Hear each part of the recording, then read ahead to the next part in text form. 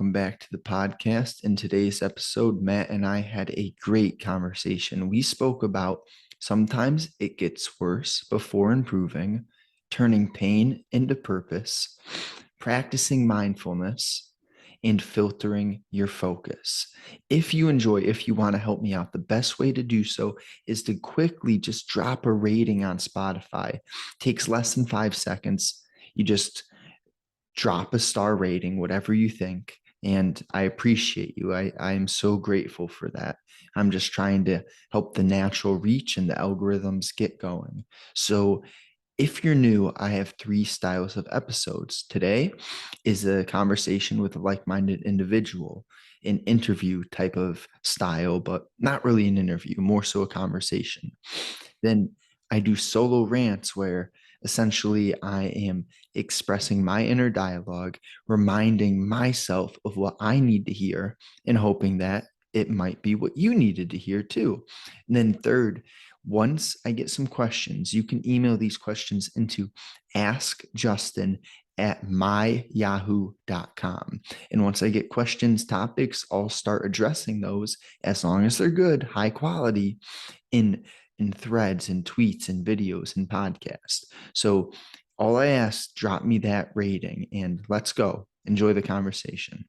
What pushed you down the path that you're currently on? Yeah, sure. So for me,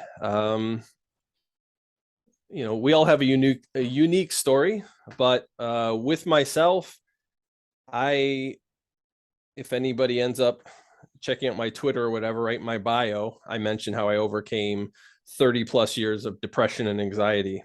And my journey really started about 7 or 8 years ago when I actually realized that maybe life wasn't supposed to be that way. And that may sound funny, but when you are born and raised throughout chaos your entire life, it's literally all you know. And I kind of like to describe it for people that haven't experienced this. And if they haven't, I'm happy. I wouldn't wish it on my worst enemy, but it's kind of like being a fish in water. So the fish has no idea it's in water. It's lived in water. It's gone through water its whole life. And that's kind of how my life adventure was for 30 plus years, with anxiety and depression, self-hate, a lot of other fun descriptors I could give. So yeah, from kind of from the womb up until my mid 30s, I was just very, very depressed, had a very dark view on life in the world. And I had to be so miserable, and I had to hit several pretty rough rock bottoms to actually shake me loose enough to maybe question that there might have been another way. So there were a ton of little things that kind of kicked in over the years. But what would I say? My adventure basically started with realizing that, oh, wait, life doesn't have to be 100% completely miserable. Again, that was my status quo. And the piece about the fish being in water and that's all it knows, that's interesting. I like the quote, if you judge a fish's ability to climb a tree, it'll think it's a loser its whole life. Sure. And it's about creating an environment for individuals to think, to have the freedom to experience. Well, you didn't have that freedom. You were stuck in chaos for a extended period of time. Mm-hmm. And when we don't know anything but that, we get so close-minded and we put up all these walls to protect ourselves, but at the same time that they may be protecting us, they're limiting us from any potential to improve. And what was it like when you began to break through that chaos, when some order began to come into your life? What was that like? Sure. It was scary. It was very, very painful. So, um, the crazy thing is when you are used to something, that is your normal. And what you described, what I talk a lot about is trauma. And when you say that you, um, you put up these walls to protect you, I call that trauma. So we wire it, or it gets wired in us. Usually you can get trauma as an adult, but a lot of people get it wired when they're in their infancy or when they're children, and you automatically get it wired in you, unbeknownst to you. And so when that is your normal, that's home, as I like to call it. And even if home is bad, that is what you're used to. That's what we adapt to, because humans are the ultimate adaptation machine, I like to say. We can live in Antarctica, we can live in sub-Saharan Africa, we can live in heaven and hell mentally. So you adjust to whatever you're used to. So you'll see people that are like maybe in a horrible relationship, and they could go to therapy, they could do all sorts of things to get it figured out, but just that change is so uncomfortable. And it seems counterintuitive because they're in such a horrible place, but it's the fact that that is home for them. They have adjusted to that lower quality of life. So when things started to break through, and I started to see like, okay, maybe there's actually something wrong here. Maybe life isn't supposed to be this way. It's very scary.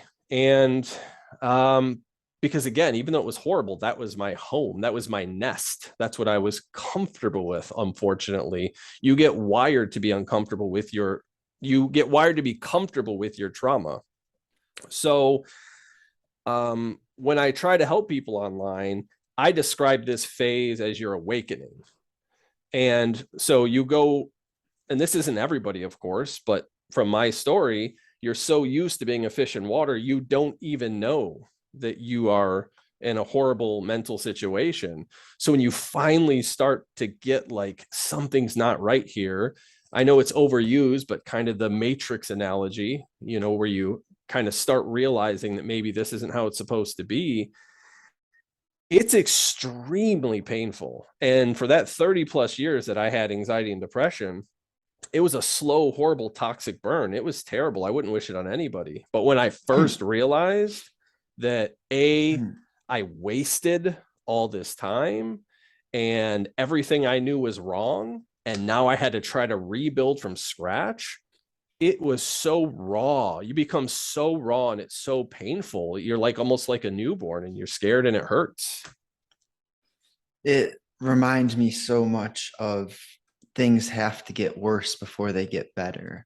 And I I don't want to say my life was miserable or I was depressed, but Mm-hmm. from the age of 18 to 21, 22, honestly, probably 16, 17, I was in a toxic, unstable relationship on and off. And with my emotions being played with consistently, and Mm, they're not being trust at the foundation, it really reminds me of what you're describing with getting used to this miserable state.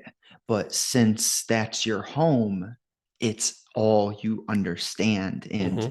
it really takes some sort of event for you to even contemplate the idea of anything being different, anything Mm-hmm. being better. Mm-hmm. And I experienced so much pain getting away from that toxic relationship. Instead of going back to her, I finally stopped it. Mm-hmm. And I felt so alone.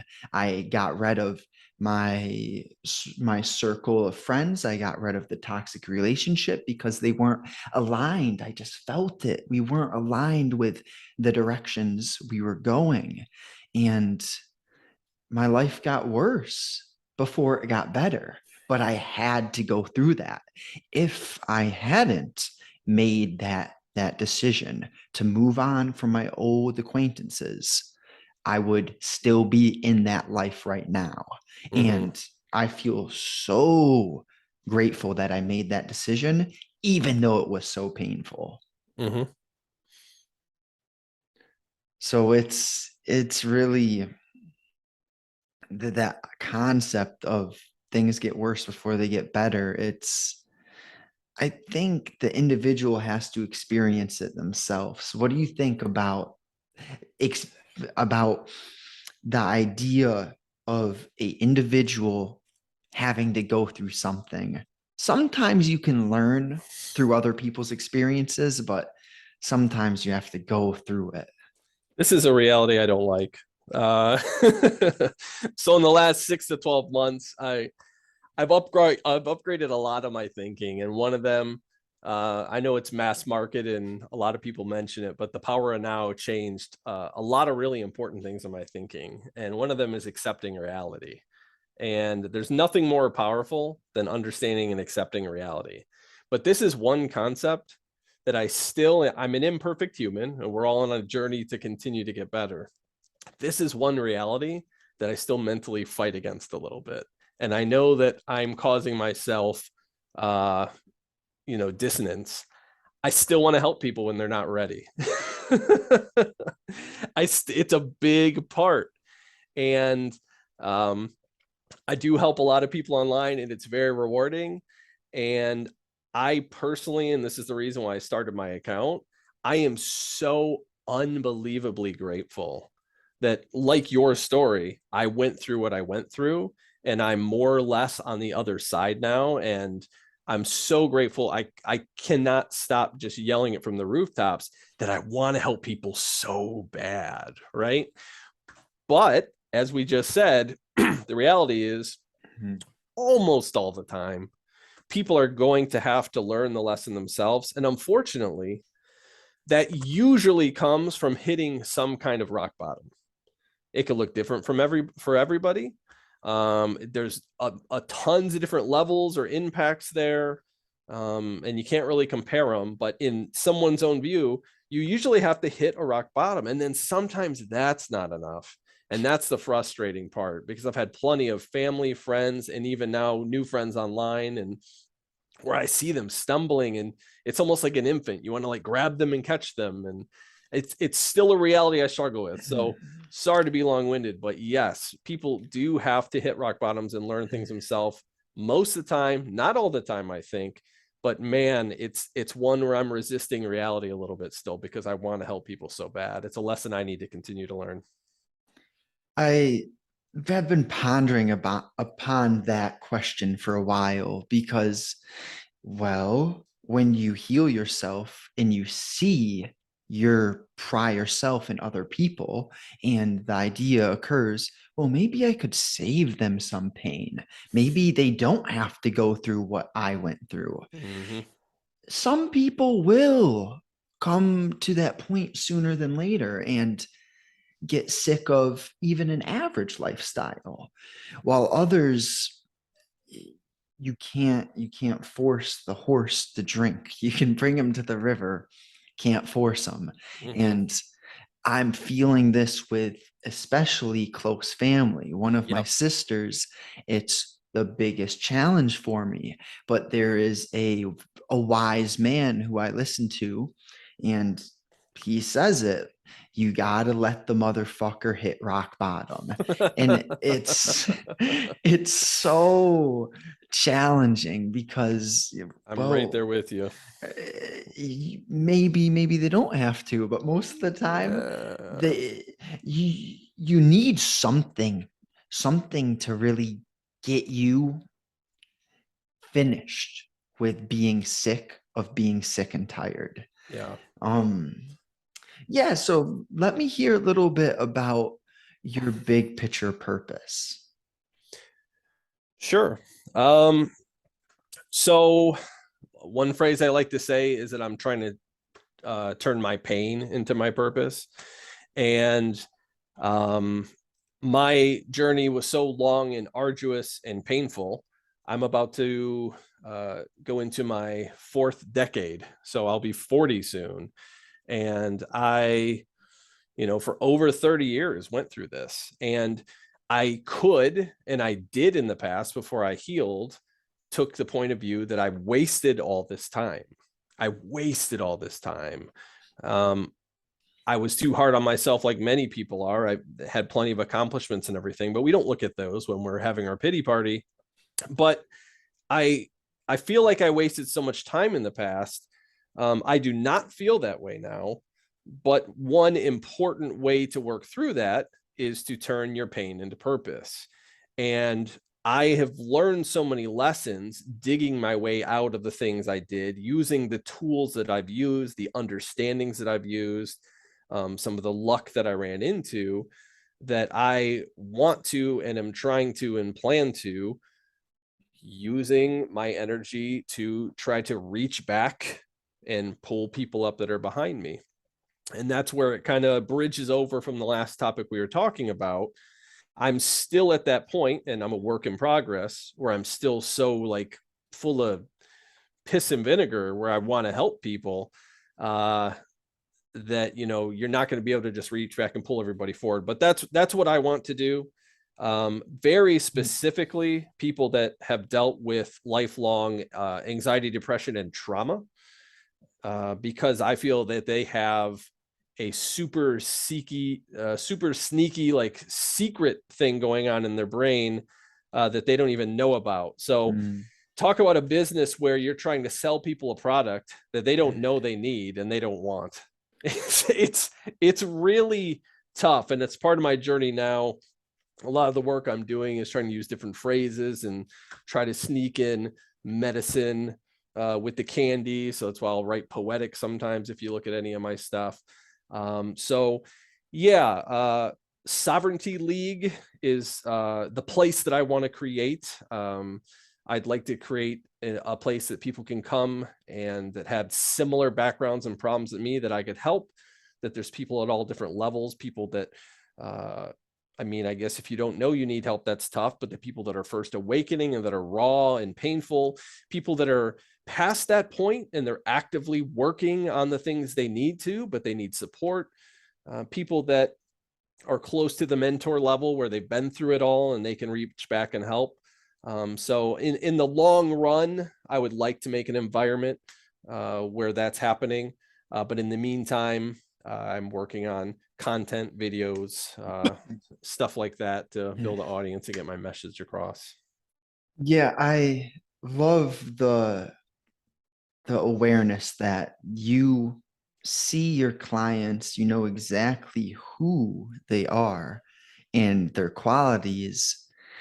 A lot of what I've learned is people who are depressed, anxious, hurt, and wounded, like we mentioned, it's that fish in the water. They don't realize there's anything else, and they don't understand that things could be better. So part of my coaching, my practice, I'm not creating pain for people. You're not creating pain for people. We are making them look at the pain that they're looking away from. They're specifically not aware of it. Maybe it's on purpose and maybe it's not on purpose. But our job is to bring to the forefront of their mind the small adjustments that can completely change your life around. Quick example, I've been in great shape for years. Once I started eating my body weight in protein, and I'm still working through this, not late night snacking. When you don't late night snack, my morning workouts are next level. Like I feel like a professional athlete when I don't late night snack. But if I do have some snacks at night, and these are healthy snacks too, still destroys my level of intensity in my morning workout. Yeah. So just the smallest of changes. It's not about huge drastic shifts. It's about incremental small adjustments. And it's mind blowing how much better we can get. Yeah, I agree. I share the same woes. If I snack late, I'm tore up the next day. So I feel you there. Yeah, I mean, one of the main things that I try to push and I believe so strongly in is mindfulness practice. And for me, there were a lot of big things that shifted my very broken mentality. But constant mindfulness meditation practice was, I don't want to say by far, but it really was one of the top ones. And it's just like you say, just a little tiny itty bitty steps every single day. They add up and they compound. And when I work with people, one filter that I've been using recently, because at first I was just trying to help anybody and everybody, and I'm still struggling with that, but I realize when somebody comes to me and they are so anxious and they are so desperate to get better, that they're not willing to commit to 3 minutes of meditation a day, every day, I know that they're unfortunately not at that point that we were talking about where they've hit the rock bottom, or they're actually ready to do something. So yeah, the small things add up over time. For me, it was mindfulness meditation. You know, whether somebody needs the studies or not, it's overwhelmingly proven to rewire and change your brain. It's why it's very appealing to me. But yeah, I'm not sure where I was going with that, but I was just kind of echoing your sentiment. Well, I will take it into this area of when you become more mindful, it's not just a psychological solution. This is practical too. Something that bothers me is when people who are in our space act as if money is bad, or that clearly being a high level individual is bad. I am so against being humble. I don't think you should be cocky either. But there's this mix of being aware of the example of how you want to show up for other people. If you are a father, a man who isn't aware that you want others to look up to you, then you find yourself in this state of being which isn't at a high level. You're kind of having these corrupt thoughts, these insecurities. That's what I'm getting at. So if you're not aware of how your internal state is, you're going to have these insecurities that show up in many different forms. And that's why I think the idea of building your confidence in understanding how you want others to perceive you is super valuable. And the only way you can realize how you want others to perceive you is to be aware of this idea in general. Like, your appearance matters. I will attack the New York Times, whatever, the idea that fat is beautiful. No, no, and no. We need to be honest about how your physiology works. When you have extra weight on your body, your organs are working harder, and you're therefore making your heart work harder, which probably will lead to a heart disease, some sort of extra stress on your system, which is not good for you in the long term.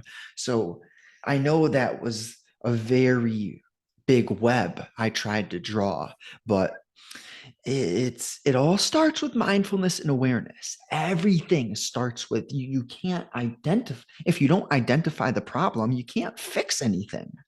Yeah, I mean, I agree with the mindfulness bit. I would say, and obviously we're just having a conversation. I'm not pulling any statistics and it's just anecdotal, but I I don't know what percentage of people are walking around with any kind of actual mindfulness. It's single digits. I don't think there's any question in that, in my opinion. The fact that people don't understand that they are constantly being overtaken by their subconscious mind, which in my opinion is not you, and an important thing to learn.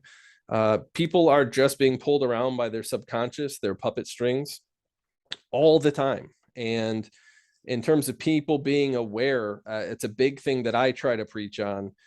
That's why it's so foundational to me, because once you are self-aware, everything else is possible, but almost no one is self-aware, in my opinion. Let's get into that subconscious Mm-hmm. because it's an interesting idea, and a little thing that I try to do is rewire my language. I don't use the Huge. word right. I don't use the word can't or wish or hope. I'm more so, if I'm not feeling good, I will tell myself I'm healing instead of I'm sick. Mm-hmm. And if I'm working through something, I'm not going to complain about how hard this is. I will say I'm working through this. I'm working toward this. Yes. So it's always for me trying to aim at the outcome, not at what I'm running from. But I'd love to hear your introduction, your thoughts on Sure. the subconscious, because it's interesting for sure. Yeah, it's everything in my opinion, man. This is one of my favorite topics. So, I mean, you can look into the studies to see how they figure this stuff out. But, one thing I like to hit people with when I first start to work with them, and, maybe we'll get to this or we won't, but we have an intellectual and we have an emotional brain. Okay. And it's very important to learn that. If you don't know that, you're also very lost. But I try to intellectually explain to people that your brain activity, that 95% of it is your subconscious mind. And 5% of all the activity that goes on in your brain is your conscious mind. And that may not mean anything at first, but if you think about this, this means that everything that you like, every memory you have, everything you believe in, your favorite food, the color of your wife's eyes, what you got on your third birthday, your first cat's name, all of that, everything that is in your perceivable conscious mind is 5% of what's actually happening in the machinery. 95% of it is a black box that I will not say don't have any access to, because you can influence it, which we can talk about. But 95% of the activity that's going on in your brain, you're not aware of. If you think about this, it's an outstanding thing to contemplate. So what you said is so important, and I'm always working to get better at it. But your subconscious mind is always listening to you. It's always listening to you. It never forgets, and it knows what the truth is. So along with using your words very carefully, which you're completely right on that. Anybody listening, it may sound silly, but your words 100% create your reality. That's how important it is. It might be a silly one, but constructive criticism, right? I was in management for over 10 years, and I had to give a lot of bad news.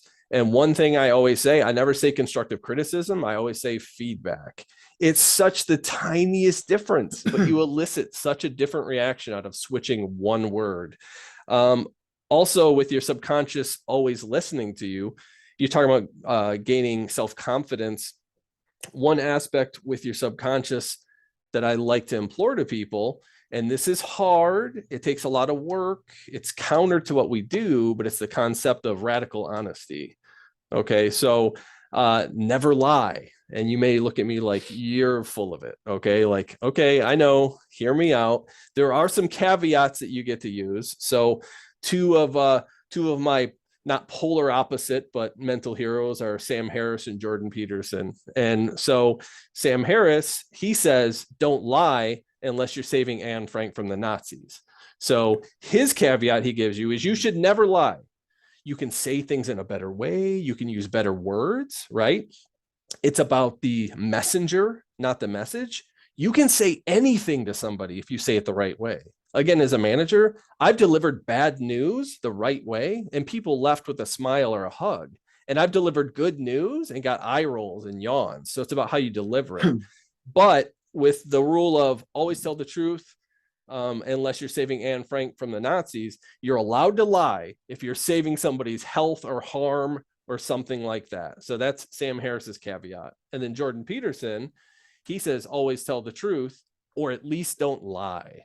And I like this one because sometimes it's okay, and you already cursed, you can just shut the fuck up. You don't always have to have something to say. It's okay. It's okay. So you should always tell the truth or don't lie. So just be quiet sometimes. You don't always have to say something. In fact, saying less is a lot more sometimes.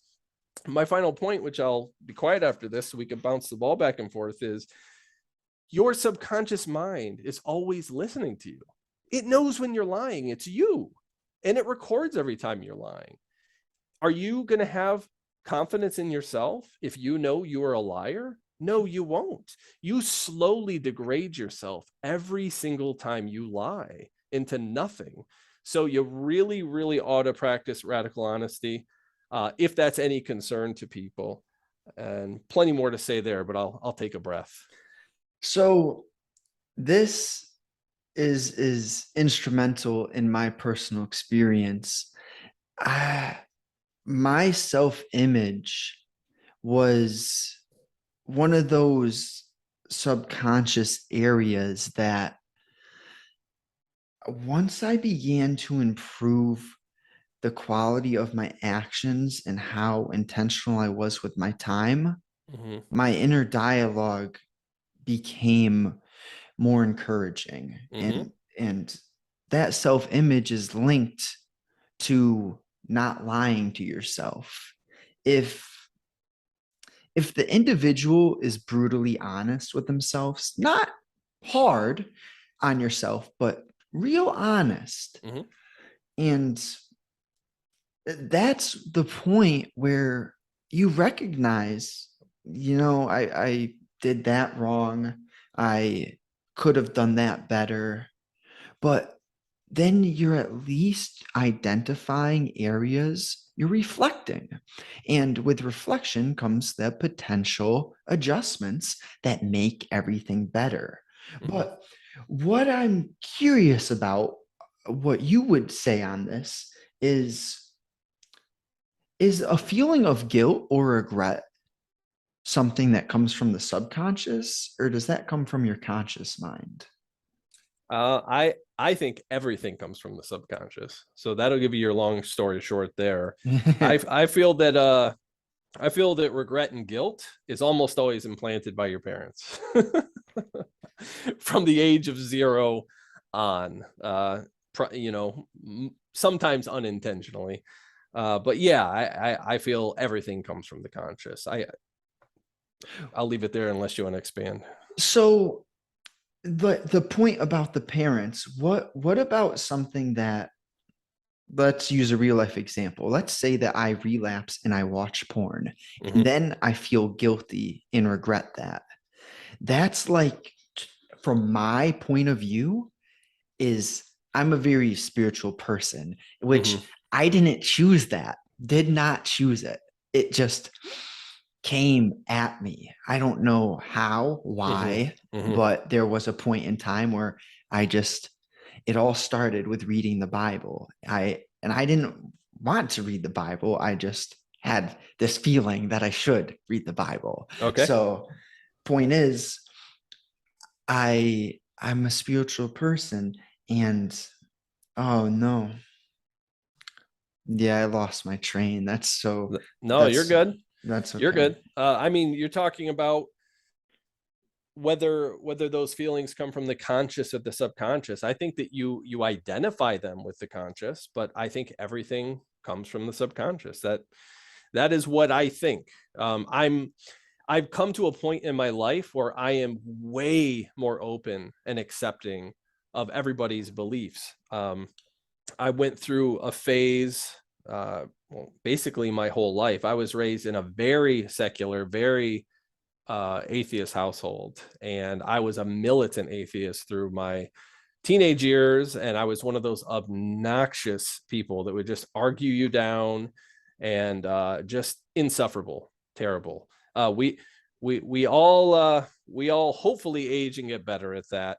And to go against your point earlier, not necessarily, but I think it's so important to exercise as much humbleness as you can, because as I've gotten older, it's a stereotypical thing of the more I learn, the more I don't know. And I realize we don't know anything. And I don't like to speak in hyperbole, but what we know is a rounding error, in my opinion.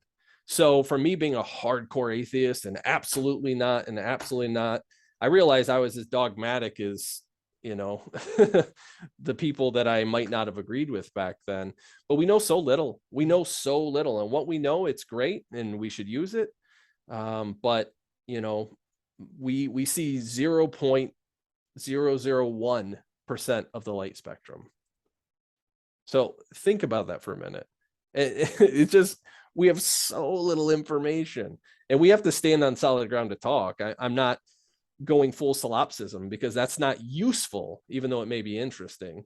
But being really, really humble, I think, is a very useful place to start. And see, when I mention being humble, I want to make it clear that you have to be open-minded. You have to not impose your beliefs upon other people. And we have to look at other people as if they know something that we don't know ourselves. And what I was attacking the idea of being humble more so, I Probably think, like false humbleness. right. This humble because you haven't done anything. Like, if you know you've rewired your mind, it changed people's lives, changed the composition of your body, you're aiming at your genetic potential, I believe you should be proud of yourself. You should be confident. I don't want to make it seem as if we can act like you were describing yourself as dogmatic and very my way is the only way. I just also want people to be proud of what they've done, rather than saying you did all of this, but I'm still this little okay person. I don't think anyone's better than anyone else, but man, if you've put in work, if you've put in the time to reach the goals you set, to accomplish the vision, I respect that. And I think you should respect yourself and be a bit proud of yourself. That's all. Yeah, no, I agree with that. I just think that that's not how it manifests for most people. So right, what you're saying is an ideal. What you're saying is an optimal outcome there. I think that when people do figure things out, when people do conquer things, it was right for them and they've done amazing. So I agree, in your own self, you should shine brightly and be very proud, but being open to other ways and other people, because the same thing is not going to work for the same person on a different day in a different way. And there are some things that I think are more universal, but just to go a little slower and realize that what worked for you and what you accomplish isn't going to work for other people. I think a lot of people get that mixed up when they accomplish something. They think it's more universal and it's their way or the highway. But no, I agree with what you were saying. And that is a tough point, because there are some things that I've began to do that I think they are universal. But then there's other things that I've done that I definitely accept. Each personality, we all have different traits. So let's throw out one of those examples.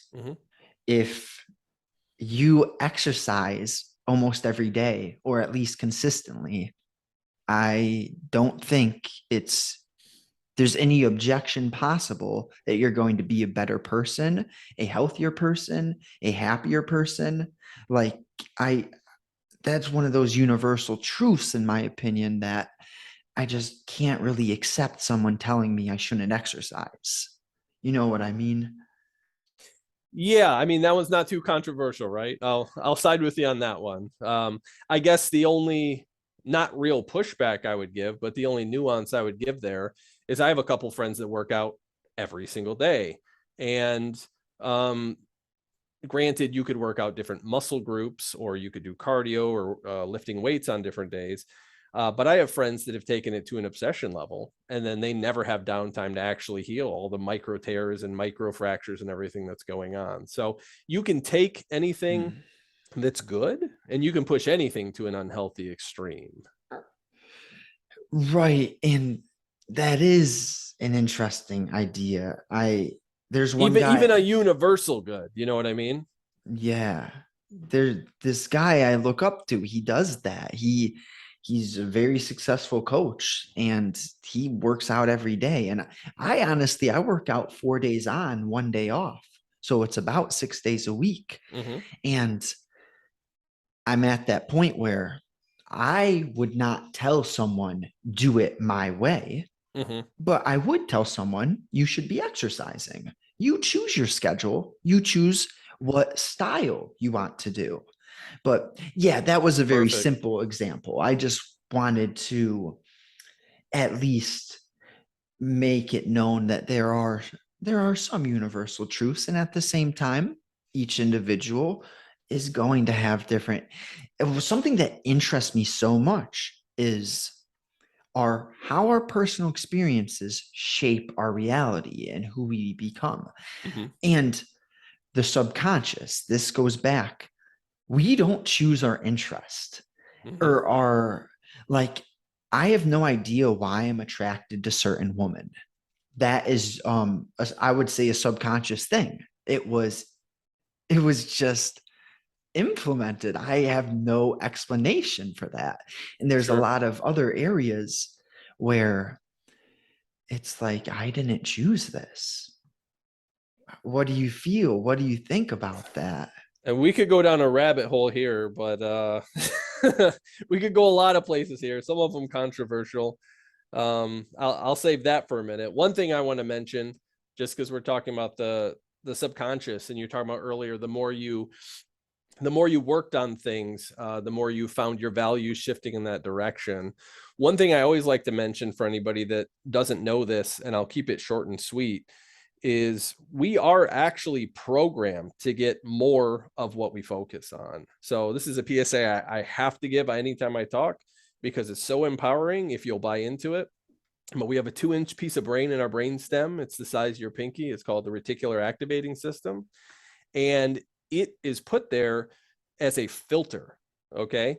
And your eyes, ears, nose, all your senses, we intake way too many sensory inputs all the time. There's billions of sensory inputs coming on at once. And if you would absorb them all at once, you would go insane. It's way too much. So this little part of your brainstem, it's filtering out all the garbage that you don't need right now.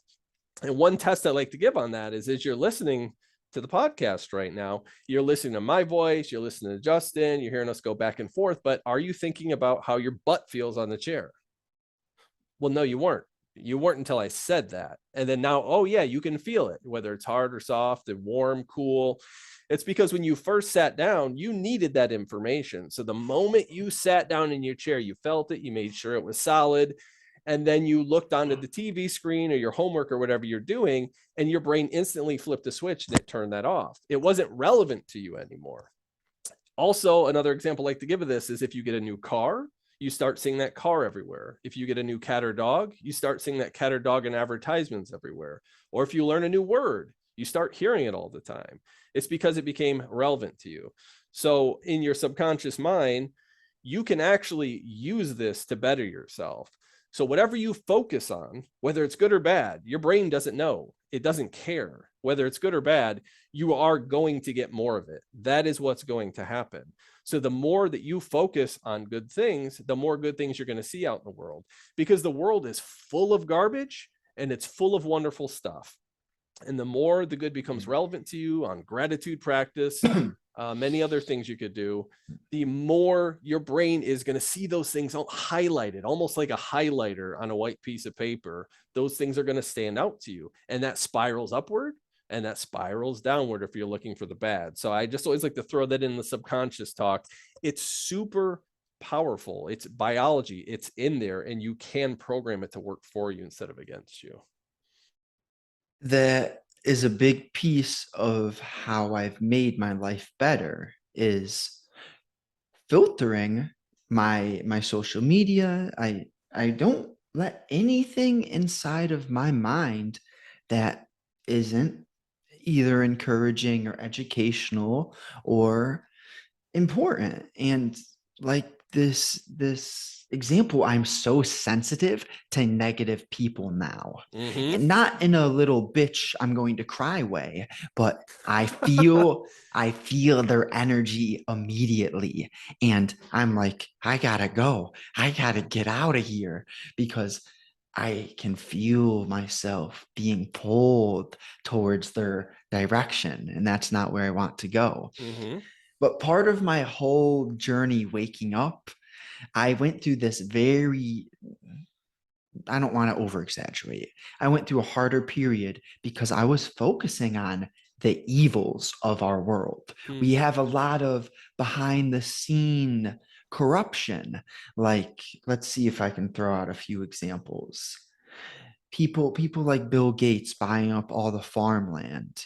Um, our news, our mainstream only focusing on fearful ideas, and and and preaching this this scarcity mindset, like influencing our whole population, our whole world, to be scared to go outside, to be scared to come across other human beings, to be scared to show their smile and communicate through facial expressions and body language.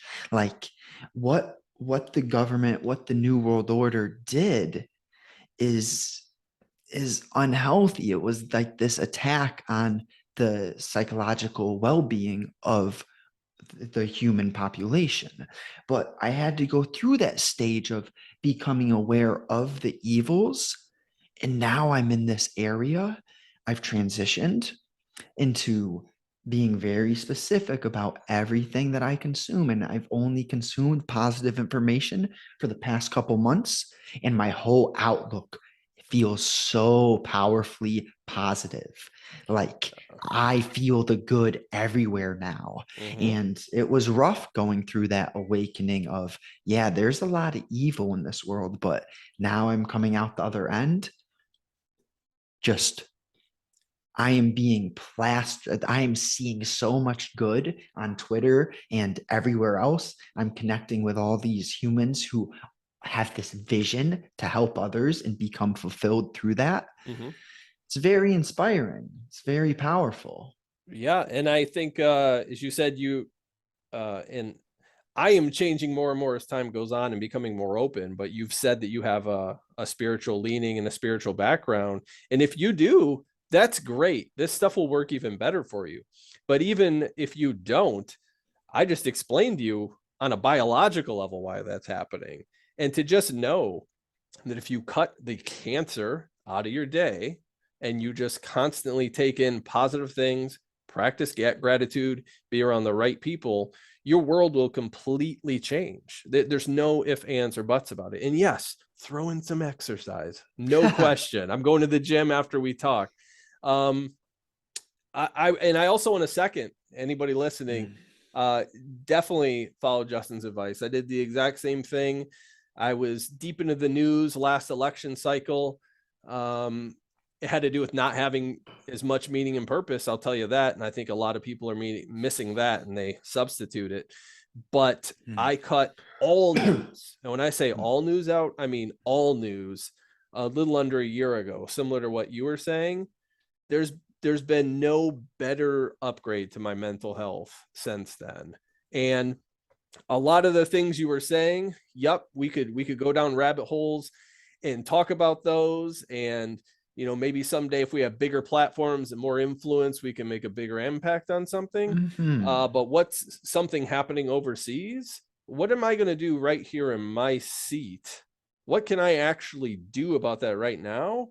Or can I make myself as good as I can, raise my family up, and so on and so forth? That's the way. So Mhm. yeah, I agree with what you're saying on the cut out the news, folks. That reminds me of the big question I had caused by understanding there's bad things going on. Well, what can I actually do about it?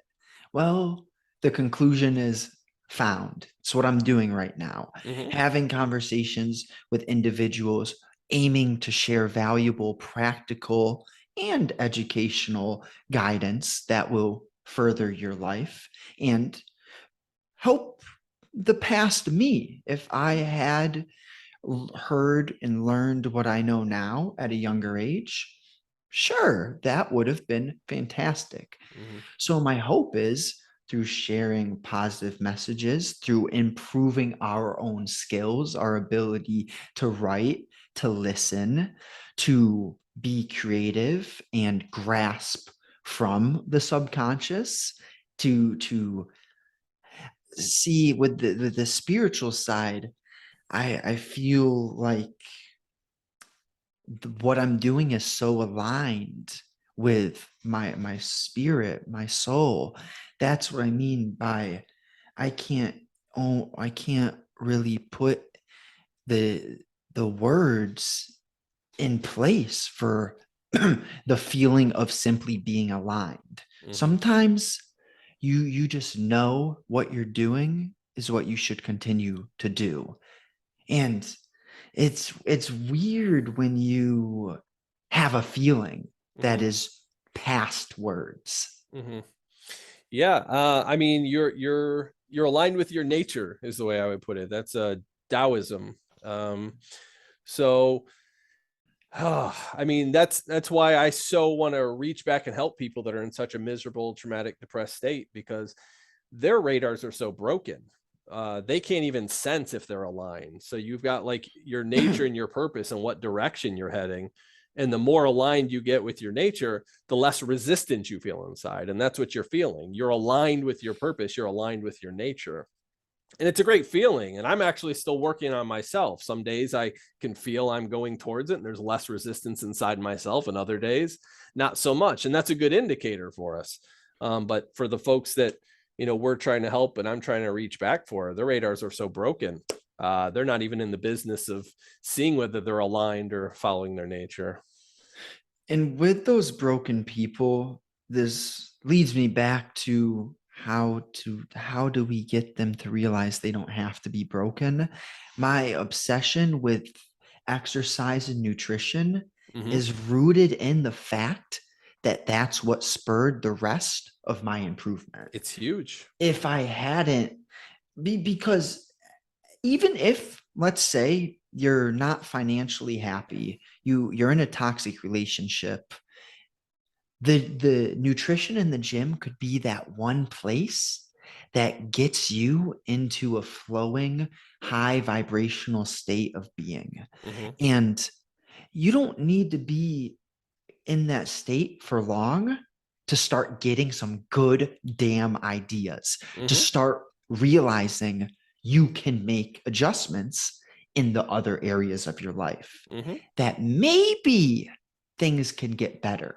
So I'm like obsessed with getting people to fix their nutrition and to get a routine for training, because I feel like that's one of the potential first steps that completely changes lives. Hmm.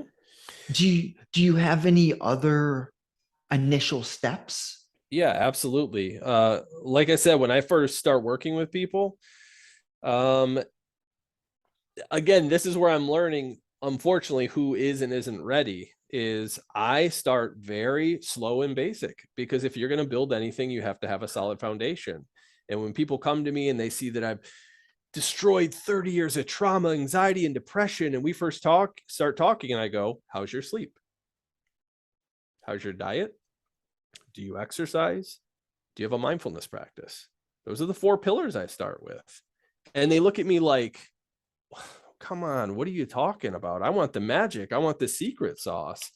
And yeah, sorry, folks, but there are bigger, better steps to move on from here, but you aren't ready for them. Mm-hmm. You can't handle those next steps until you pour some nice concrete and make this solid foundation that we can actually build on. And I'd like to echo what you said. Again, if you're spiritual, that's fantastic. And, you know, I might be moving in that direction as I get older, but I still do have a pretty, you know, biological background, and the mind-body duality is just so ancient it needs to go. The projection that in our mind is a biochemical projection from all the you know, all the interactions that are going on inside of us. And exercise changes your brain chemicals, changes your electricity. Your diet completely changes your body and brain chemistry. So when people look at you and they have anxiety and depression, and you start talking about exercise and diet, and they, you know, they sigh, and I get it. It's been tough, but look, guys, this is, and if people believe it's more, that's fine too. But at a foundational level, this is a neurochemical, this is a biological situation. That's what your depression is. So yeah. And this is where I feel I have extra value, is some people fall to a extreme. If you're spiritual, they lack the practical. I'm trying to create myself into a hybrid of someone who understands our biology, our physiology, but who also is in touch with the the cosmos and the spiritual aspect of life. And I think when you combine certain characteristics or skills, you can really become something special. And something I mention to any potential clients is, hey, this is not a magic pill. This is the solution to get you from where you are right now to where you want to be. So what would that life be worth to you? And, you know, usually the answer is priceless. Therefore, my high ticket program is worth your money if the life that you're dreaming of is priceless. But I'm never, ever going to take on a client who isn't, number one, willing to make changes, number two, willing to get uncomfortable. That's funny, I flipped you off. And then number three, willing to be coachable and be open. So those are my 3 non-negotiables, along with them accepting not a magic pill, buddy, not a magic pill. And that leads me, I took a note. There's no part of our brain responsible for consciousness. Our brain and our mind are 2 different things. The brain's this high-powered machine, which is a problem-solving beast. But then we have the subconscious mind in our inner dialogue, in our thoughts, and our awareness of the thoughts. Like, this is all very deep and interesting. I have no idea what creates consciousness. What do you think about that? Yeah, sure. Yeah, just what's consciousness? No problem. No, I am very open. I just want to say that to you and your listeners. I used to not be. I am more open with it. I do believe that consciousness and all of its majesty is a mystery, and I don't know if or when we will solve it. But I do feel that it does come out of the biological brain. That is what I believe now. And there's a lot that can't be explained. So that's where I am not dogmatic, and I'm just open to great conversations going forward.